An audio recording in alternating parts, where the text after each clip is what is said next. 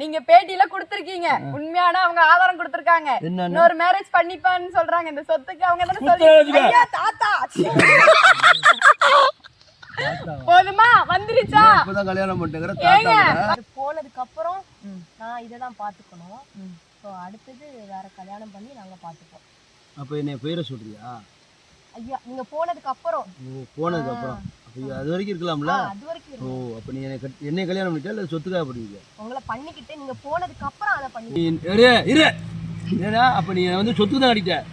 ஏமல ஏய் பேச்சுன ஏய் நீங்க போனதுக்கு அப்புறம். ஏய் அங்க போனதுக்கு அப்புறம்? அங்க எங்க மேல அப்ப போயிடுவேன் நான். இப்ப அதுக்கு அப்புறம் யார் பாத்துப்பா இதெல்லாம்? இது பாத்துக்கற ரைட் இருக்கிற வரைக்கும்.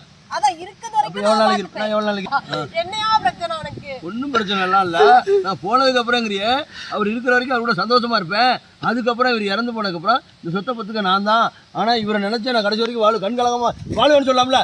அதையா சொல்லிட்டு இருக்கேன். நீ போனதுக்கு அப்புறம் இதெல்லாம் நான் பாத்துப்பேன்னு. அது சொன்னது ரைட்டு. போனதுக்கு அப்புறம் ஒரு பையல கல்யாணம் பண்ணிக்கோங்கிற அது பண்ணிப்பேன். அப்புறம் எனக்கு யார் இருக்கா? இந்த சொத்து இருக்குல்ல, சொத்து இருக்குல்ல, சொத்து இருக்கு. அதுக்கு நான் இருக்கேன்ல, எனக்கு ஒரு துணை வேண்டாமா? இதெல்லாம் யார் பாத்துப்பா? எனக்கு காசு கொடுத்தா காட்டுல வேலை செய்யறதுக்கு 1000 பேர் இருக்கான். அப்புறம் உனக்கு எதுக்கு துணைக்கு? அதுக்கப்புறம் யார் பாத்துப்பா? அப்புறமும் நீ உன்னைய பாத்துக்க. என்ன நினைச்சு என் போட்டோ வச்சு பாத்துக்கிட்டே இரு. போட்டோ வச்சு எப்படியா பார்க்க முடியும்? மீசக்காரா மீசக்காரா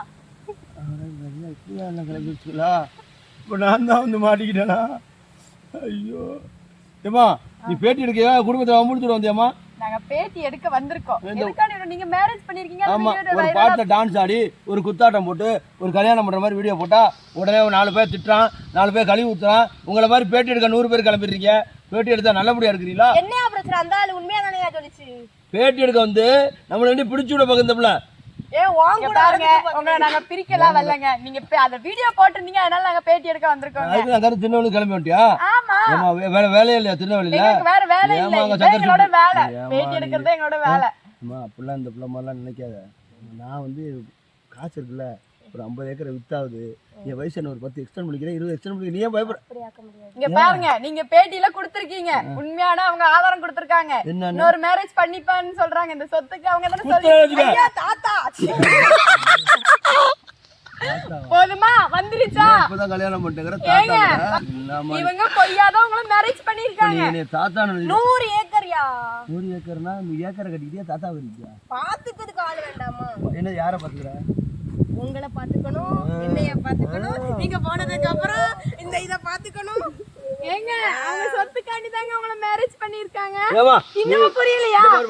புரியலையா? இன்னும் புரியலையா? அவங்க சொத்து நம்ம குடும்பத்தை பிரிச்சிட்டு இது என்ன செய்ய தெரியுமா? கடைசியில நானே லவ் பண்ணி இப்ப கிளம்பிச்சு நிறைய பிள்ளைங்க. அப்படி இப்ப கரெக்ட் பண்ணி ஏமாத்தி அப்போ ஐயோ என்னங்க பணம் இருந்தா எது வேணாலும் செய்யலாம். 50 வயசுல பணம் 10 செய்யும்.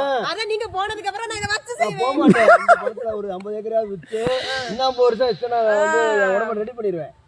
வேற ஆட்டு வேற எல்லாத்தையும் ரெடி பண்ணி மூளையெல்லாம் வேற ஒரு மூளையை வச்சுட்டு நம்ம வந்து திரும்பி வச்சிருந்து ஆரம்பிப்போம்.